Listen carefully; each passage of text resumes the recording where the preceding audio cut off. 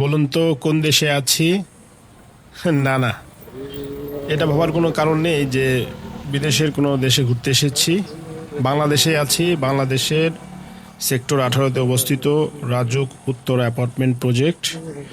এটা 214 একর জায়গার উপর প্রতিষ্ঠিত বাংলাদেশের অন্যতম বৃহৎ পরিকল্পিত সরকারি আবাসন উদ্যোগ।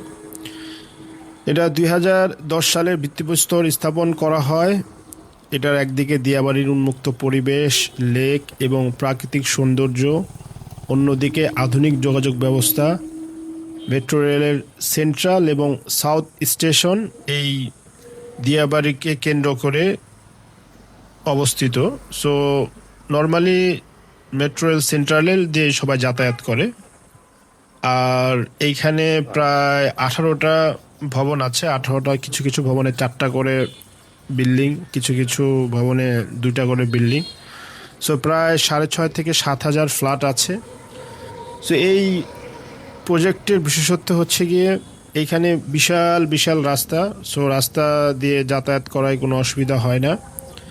এবং এই একটু আগে আপনার মসজিদ দেখলেন। সো বিশাল মসজিদ আছে নামাজ পড়ার জন্য। আর যাদের ছোট ছোট বাচ্চা আছে তাদের জন্য এই প্রজেক্টে বসবাস একটি আশীর্বাদ বলতে পারি, কারণ বাচ্চারা মাঠে খেলতে চায়। এখানে অনেক মাঠ আছে, প্রায় 4-5টা মাঠ আছে, একটা বিশাল একটা মাঠ।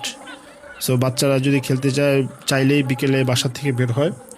সো আমরা যারা 90s কিড তারা কিন্তু ছোটোবেলায় মাঠে খেলা, মাঠে যাওয়ার একটা প্রবণতা আমাদের ভিতরে আছে, কিন্তু এই শহুরে জীবনে একেবারে ক্রাউডেড ডেন্সলি পপুলেটেড এরিয়াগুলোতে কিন্তু খেলার মাঠ নেই। আর রাতের বেলা এই প্রকল্পটি আরও সুন্দর লাগে। সুন্দর সোডিয়াম লাইট না হলেও কাছাকাছি সোডিয়াম লাইটের মতো একটি হলদে টাইপের লাইটের ব্যবস্থা করা হয়েছে।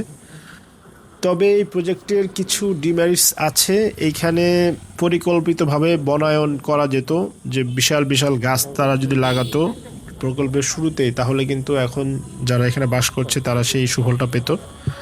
সো আমার কাছে মনে হয়েছে গাছের একটা ভালোই কমতি আছে। এই যে এই গাছগুলো দেখতে পাচ্ছেন, এগুলো আসলে ছোট ছোট গাছ, খুবই রিসেন্ট লাগানো হয়েছে, বড় গাছ নেই বললেই চলে।